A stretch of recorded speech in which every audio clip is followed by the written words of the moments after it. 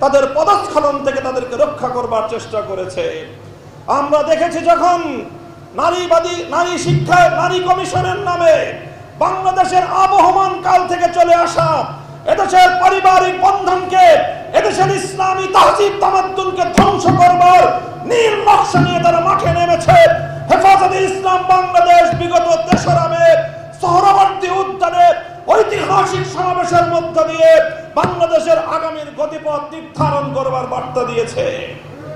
24-এর সেই শাহাদাতের রক্তের উপর তৈরি মঞ্চে 2024 সালের 8ই আগস্ট অন্তর্বর্তীকালীন সরকার ক্ষমতার মসনদে বসেছে।